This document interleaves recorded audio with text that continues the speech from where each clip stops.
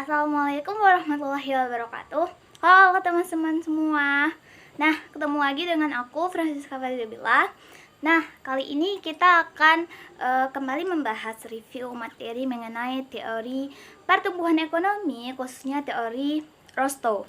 Nah, teori Rostow ini merupakan teori pertumbuhan ekonomi yang diperkirakan oleh Louis Rostow, di mana dia ada dari 5 tahap. Yang pertama itu ada masyarakat tradisional, di mana itu masih dalam tahap masyarakatnya masih pertanian. Lalu masyarakat tinggal landas atau prasyarat landas, itu kayak peralihan gitu dari masa tradisionalnya. Yang ketiga ada masyarakat lepas landas, yang keempat ada menuju kedewasaan, dan yang kelima itu konsumsi tinggi.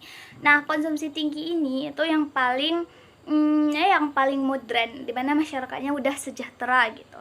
Nah, jadi apakah sudah bisa sih teori Rostow ini menggambarkan Indonesia? Nah, ternyata setelah kita pelajari lebih jauh dan lebih dalam, ternyata teori Rostow ini tidak terlalu bisa menggambarkan tentang keadaan Indonesia, karena tahap-tahap dari teori Rostow ini itu ada beberapa yang terkena kritik karena jika dikaitkan dengan pertumbuhan ekonomi Indonesia, seperti di Indonesia itu masih jelek gitu sistem administrasinya. Nah, itu kayak tidak cocok untuk teori yang disampaikan oleh teori Rostow. Yang kedua tuh bentuk dari pertumbuhan ekonomi yang disampaikan Rostow ini itu tidak ada menggambarkan tentang infrastruktur atau pembangunan, di mana di Indonesia itu juga salah satu bentuk dari kemakmuran yang dirasakan oleh masyarakat. Nah, Indonesia udah berada di tahap mana sih dari teori Rostow ini? Nah, kalau untuk saat ini kayaknya kita dapat lihat Indonesia itu masih di tahap lepas landas, dimana saat ini terjadi kemajuan yang pesat terutama di bidang industri dan juga peralihan. Namun pada bidang pertanian itu masih sangat kuat dan sangat kental di Indonesia. Nah, lalu bandingkan dengan negara lain. Coba kita lihat negara tetangga kita, yaitu Malaysia. Nah, Malaysia ini udah sampai di tahap dimana dia tuh udah ekonomi tinggi, dimana masyarakatnya itu udah merasakan kemakmuran secara merata. Sedangkan di Indonesia, kemakmuran itu hanya dapat dirasakan oleh minimal orang-orang yang berada di ekonomi menengah ke atas, sedangkan ekonomi menengah ke bawah itu masih minim angka kemakmuran yang dirasakannya.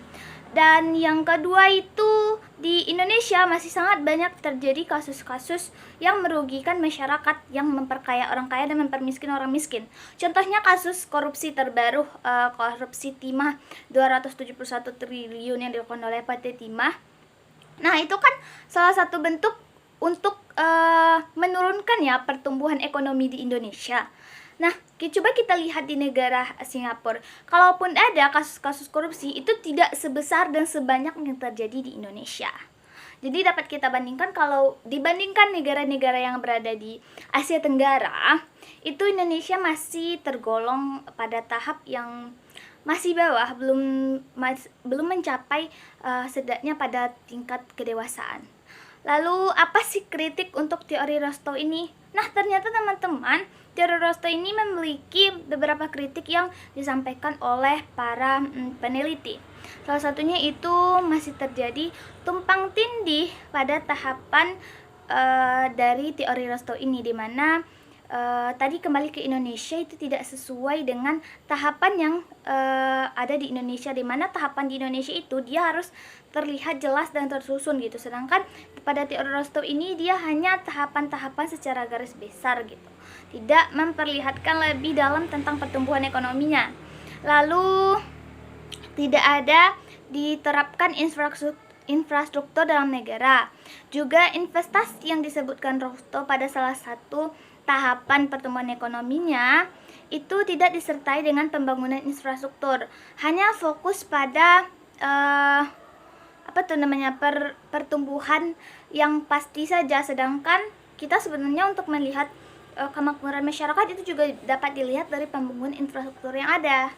Nah, teman-teman, jadi itu Materi kita hari ini mengenai teori Rostov, terutama tentang pertumbuhan ekonomi. Nah, selanjutnya kita akan membahas review tentang apa? So, jangan lupa terus tonton video channel YouTube aku ya. Bye-bye!